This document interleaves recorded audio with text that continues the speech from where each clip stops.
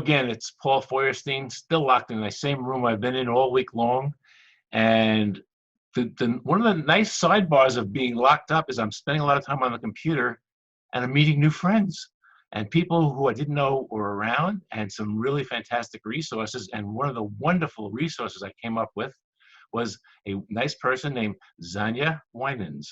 Xaña, how are you? I am excellent. How are you, Paul? Good. I'm a little north of you. I'm up in the Boston area, and you're down in Pennsylvania somewhere. Yeah, not So, too far drive. so we're probably running the same sort of weather. So Xaña is the owner and the CEO of a company called Golden Proportions Marketing. And the best thing I can tell you, about having looked at this carefully and listening to Xaña for the last couple of weeks, speaking to thousands of people, by the way, it's the Swiss Army knife of marketing. That's the way I see this. You touch on absolutely everything from bringing new patients in, taking care of your existing patients, website design, social media. You're quite something.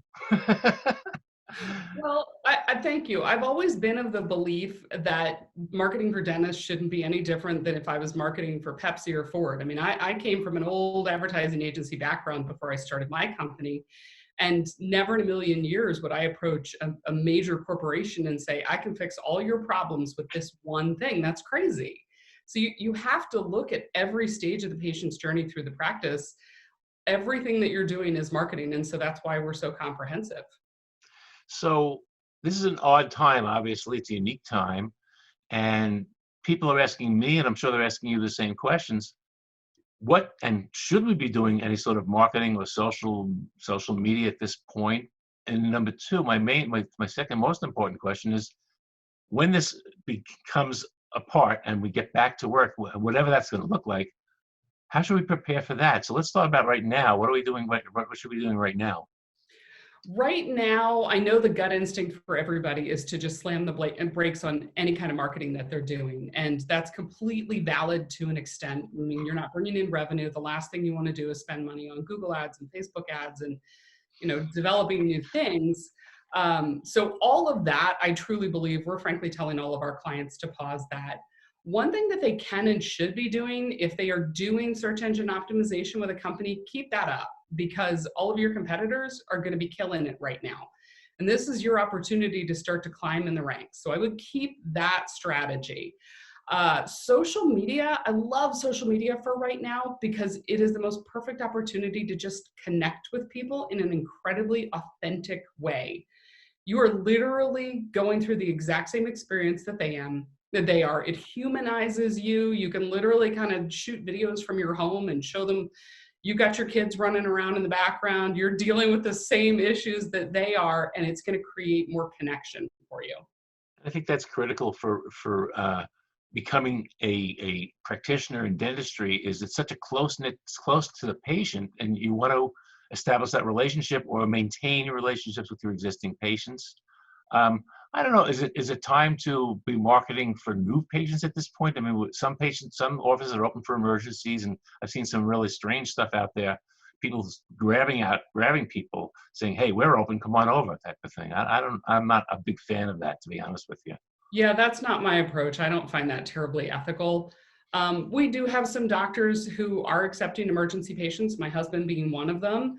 And for that, it's appropriate to run maybe a Google Ads campaign, to help emergency patients. Because if you think about it, let's say there's 20 doctors in your immediate area. And I'm going to bet you that 17 out of those 20 are completely closed. They don't want to go in at all. So if you're a practice who is comfortable seeing emergency patients, there's the same number of dental emergencies happening. There's just a lot less people out there to be able to help them. So it could be a growth opportunity if you want to approach it that way. I'd rather it be positioned as I'm here to help people in a time of need. No, that makes the most sense. What should we be telling our existing patients? Should we be mass mailing them, sending them emails, or just be showing up on Facebook and saying, "Hey, I'm the same as you just said"? Well, I believe it's all forms of communication because we don't all respond to the same thing. Text messaging, if you've got their information, just to shoot them updates is great. Email to fill in the gaps. But I believe social media is probably your better connection point if you have an established audience. I believe that Facebook is kind of opening up the restrictions a little bit on Yeah. pages, business pages, to be able to reach more people because they know this is such an extraordinary time. But I think it's more important to just keep people up to date on what's going on in your office and how seriously you're taking this, because this is our generation's AIDS crisis. This is, how are we going to protect patients when we don't have enough information about what's actually happening and how this disease is transmitted and how long it's going to last on surfaces?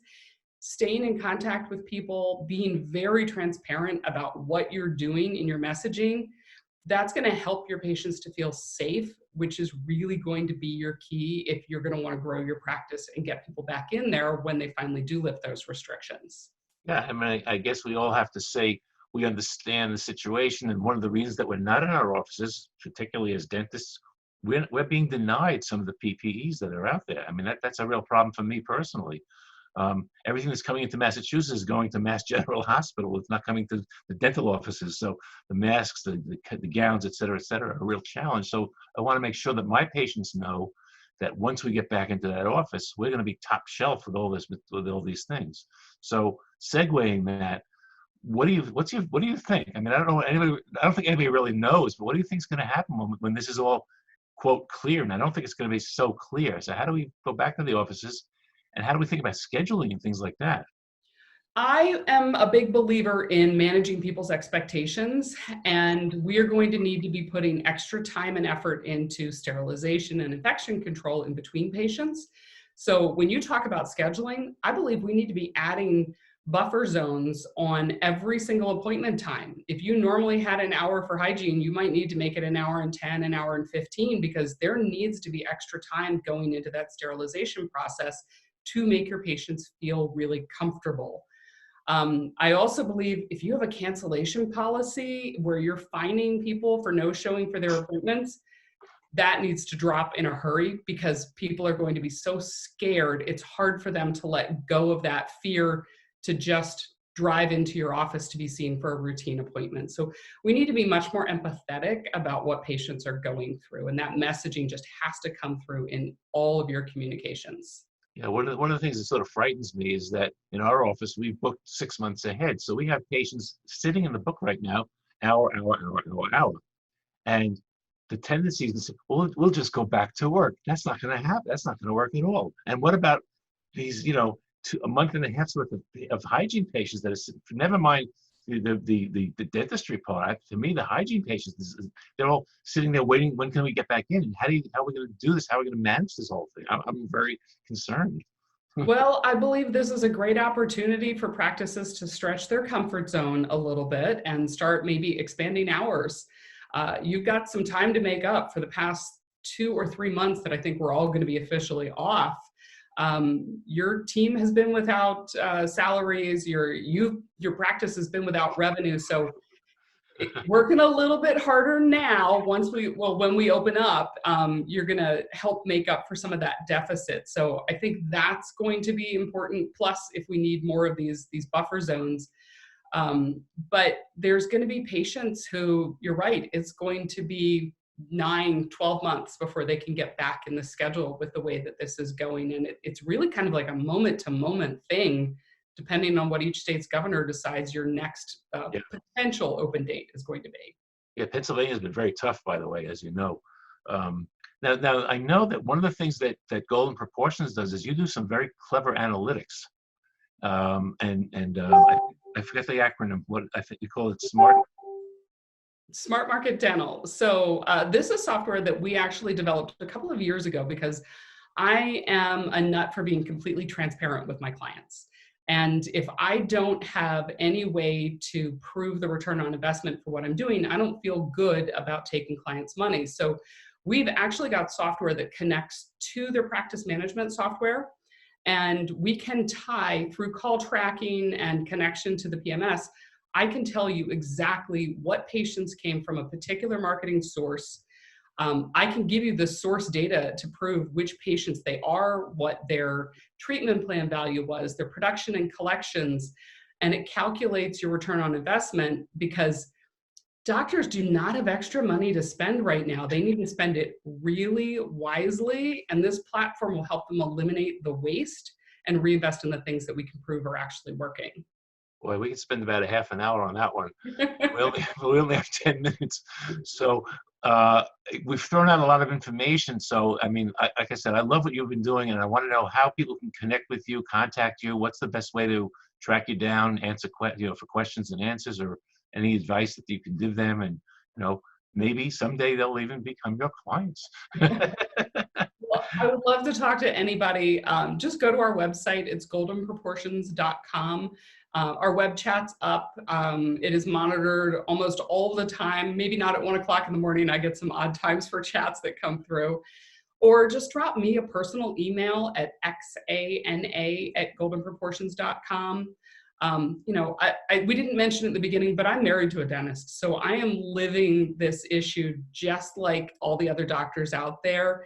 I've got some real-time advice about what to be able to do to help your patients, to help your practice, to survive this and actually come out on the other side potentially stronger. Well, I'm going to stay in touch with you. I think we're going to bring you back for some more, a little more detail as we go along. This is the teaser. So I want to thank you so much for sneaking in here and talking to me for a little bit of time, and we'll let you know how things are going. Stay safe. Good luck to your husband also. I feel for him as I feel for me and everybody else watching out there. So thanks very, very much, Xaña, and we'll be in touch. Thanks, Paul.